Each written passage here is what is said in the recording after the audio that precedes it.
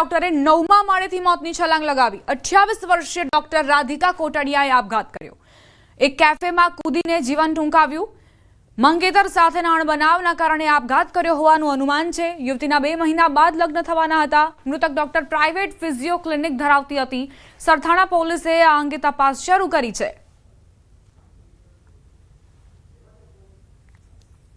પ્રારંભિક તપાસ કરતા એવી હકીકત માલુમ પડેલ છે કે આ મરણજના રાધિકાબેનના જાન્યુઆરી મહિનામાં લગ્ન તથા સગાઈ પણ હતી, પરંતુ કયા કારણસર એને આત્મહત્યા કરી છે તે દિશામાં પોલીસ ઊંડાણપૂર્વક તપાસ કરી રહેલ છે।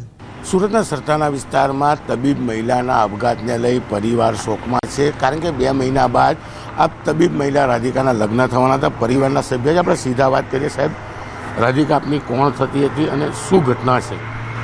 એ મારી ભત્રીજી છે, એનો અંકલ છું। શું ઘટના બની હતી? ઘટનામાં તો બીજું કાંઈ નથી, હજી કાંઈ જાણવા મળ્યું નથી। એ ચાય કોફી પર ચાય પીવા ગઈ અને ત્યાંથી એને ઝંપલાવ્યું। બીજું કાંઈ રીઝન હજી મળ્યું નથી અમને। 2 મહિના બાદ લગ્ન થવાની? હા, 2 મહિના પછી લગ્ન હતા।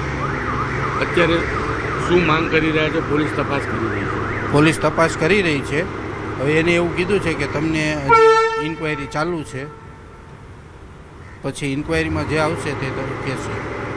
બિલકુલ, રાધિકાના આપઘાતને લઈ પ્રથમ તો પરિવાર શોકમાં છે, કારણ કે 2 મહિના બાદ લગ્ન હતા અને જે પ્રકારની આ ઘટના બની છે તેને લઈને પરિવાર કારણ શોધી રહ્યું છે કે આવું તો શું થયું, કારણ કે લગ્ન નક્કી થયા બાદ રાધિકા ખુશ હતી અને જે પ્રકારનું પગલું ભર્યું છે તેને લઈને પરિવાર કારણ સાથે શોકમાં હાલ ગરકાવ થઈ ગયું છે। કેમેરામેન જીગર ગુગલ સાથે કીર્તેશ પટેલ, ન્યૂઝ 18 ગુજરાતી, સુરત।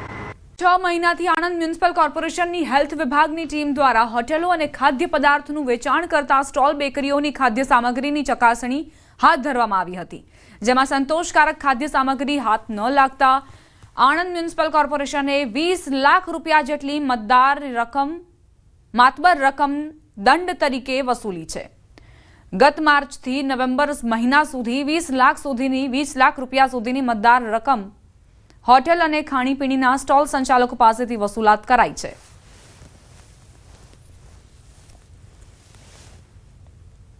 25 જેટલી હોટલો સીલ કરી, બીજી 50 જેટલી હોટલો પાસેથી દંડ વસૂલ કર્યો અને કુલ અમે 20 લાખ રૂપિયાનો દંડ અત્યાર સુધીમાં વસૂલ કર્યો છે।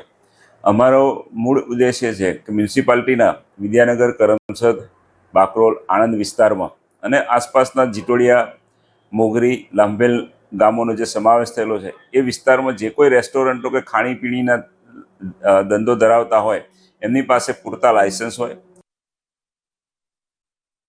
2005 પછીના શિક્ષકોને જૂની પેન્શન યોજનાનો લાભ મળે તે માટે દિલ્હીમાં ધરણા કરવામાં આવશે।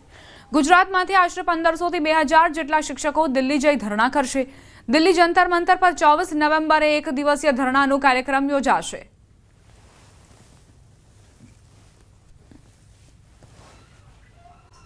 કામગીરીને લઈ શિક્ષકોની મુશ્કેલીમાં વધારો થયો છે। સાણંદના ગનાસર ગામે એસઆઈઆરની ઓનલાઈન પ્રક્રિયા ચાલુ કરાઈ છે। બીએલઓ દ્વારા ફોર્મ ઓનલાઈન ભરવાની પ્રક્રિયા ચાલુ કરાઈ। અધિકારીઓ દર 2 કલાકે ફોન કરી માહિતી માંગે છે, જેથી શિક્ષકો સતત માનસિક તણાવમાં રહે છે।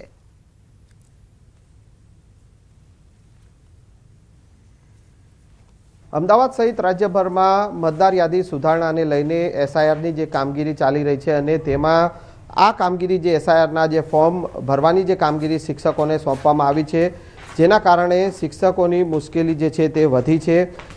હાલ આપ જે જોઈ શકો છો કે સાણંદની એક સ્કૂલ છે કે જ્યાં અત્યારે એસઆઈઆરના જે ફોર્મ જે છે તેને ઓનલાઈન પ્રક્રિયા જે છે તે કરવાની કામગીરી કરવામાં આવી રહી છે, પરંતુ શિક્ષકો જે છે એ શૈક્ષણિક પ્રવૃત્તિથી અલગ રહી અને અત્યારે જે છે તે આ એસઆઈઆરના ફોર્મને ભરવાની કામગીરીમાં જોતરાઈ ગયા છે અને તેના કારણે સતત શિક્ષકો જે છે તેમને કામનું ભારણ વધી રહ્યું છે। આપણી સાથે ભારતીય શૈક્ષિક સંઘના પ્રચાર અધ્યક્ષ જે છે રાકેશભાઈ ઠાકર આપણી સાથે। રાકેશભાઈ, શિક્ષકોને બીએલઓની કામગીરી સોંપવામાં આવી છે, સતત જે છે તે માનસિક તાણ જે છે તે અનુભવી રહ્યા છે, કામગીરીનું ભારણ વધી રહ્યું છે।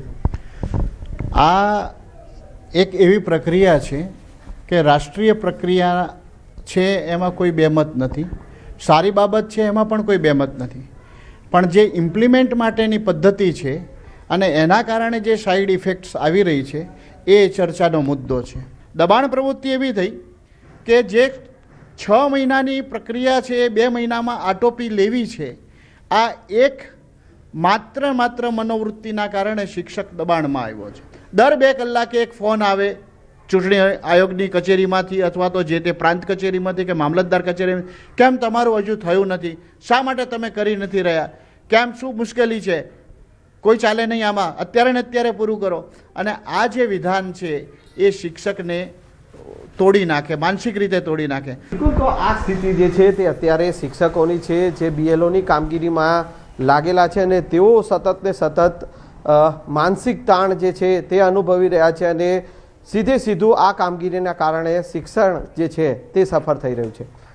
કેમેરામેન નિલેશ સોસા સાથે સંજય ટાંક, ન્યૂઝ 18. યાદીની ખાસ સુધારણા, SIR કામગીરીને અસરકારક બનાવવા માટે મેગા કલેક્શન દિવસનો પ્રારંભ કરાવો. આ ઝુંબેશનો મુખ્ય હેતુ કોઈ પણ પાત્રતા ધરાવતા વંચિત ન રહે અને પાત્રતા ન ધરાવતા મતદાર યાદીમાં સામેલ ન થાય તે હતો.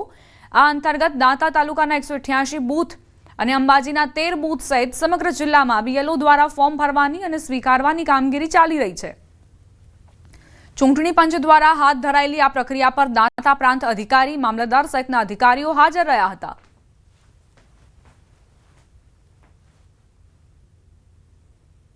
આપણા BLO જે મતદારો છે આદિવાસી, ખાસ અભણ, જે લોકોને ફોર્મ ભરતા આવડતું નથી ગણતરી પત્રક, તે તમામ લોકોને ગણતરી પત્રક ફોર્મ ભરવામાં મદદરૂપ થાય છે.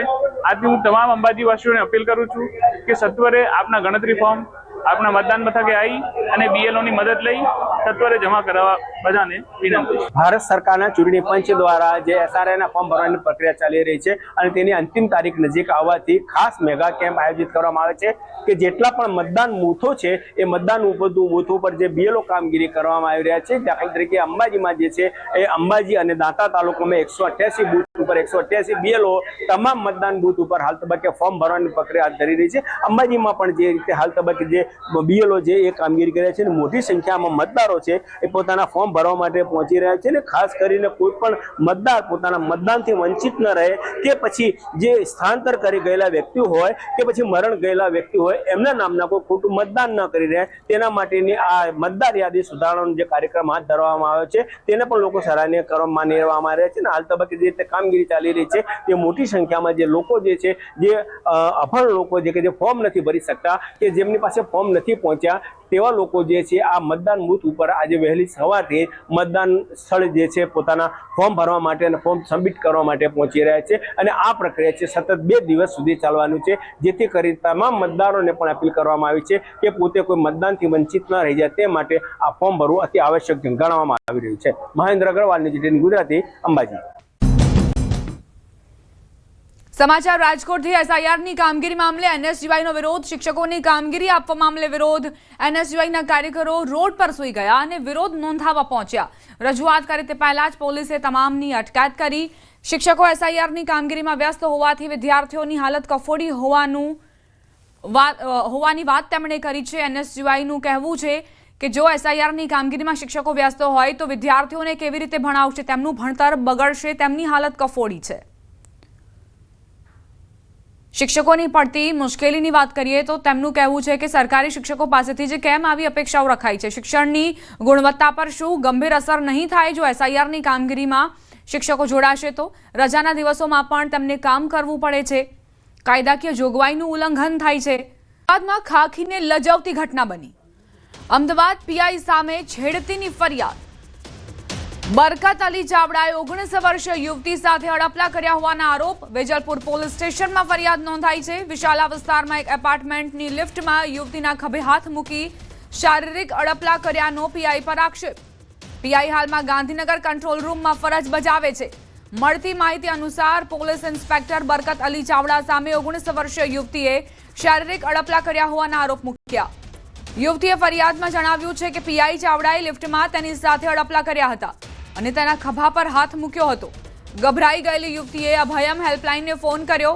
ટીમે કાઉન્સેલિંગ કર્યા બાદ યુવતી આ મામલે વેજલપુર પોલીસ સ્ટેશનમાં ફરિયાદ નોંધાવી છે.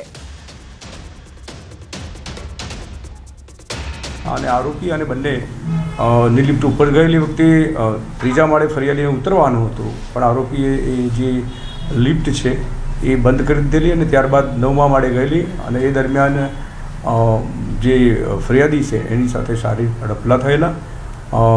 ત્યાર પછી 9મા માળેથી પાછી નીચે આવેલી અને એ જે 6ઠ્ઠા માળે છે એ આરોપી ઉતરી ગયેલ અને ત્યારબાદ જે ફરિયાદી છે એણે મામાના ઘરે વાત કરતા તેઓ 181માં ફોન કરી બોલાવેલ અને ત્યારબાદ પોલીસ સ્ટેશન જતાં પોલીસે ફરિયાદ નોંધેલી છે. આ કામે તપાસ ચાલુ છે. આ કામે બરકતભાઈ ચાવડા કરીને છે, એમના વિરુદ્ધમાં ફરિયાદ દાખલ થઈ છે. હાલમાં સીસીટીવી ફૂટેજના આધારે પોલીસ તપાસ કરી રહી છે. તો વેજલપુર પોલીસ સ્ટેશનમાં યુવતીએ ફરિયાદ નોંધાવી. તેનું કહેવું છે કે લિફ્ટમાં આ પીઆઈએ અડપલા કર્યા અને તેના આધારે પોલીસે પણ હવે તપાસ શરૂ કરી છે. લિફ્ટના સીસીટીવી ફૂટેજના આધારે તપાસ આરંભાઈ છે.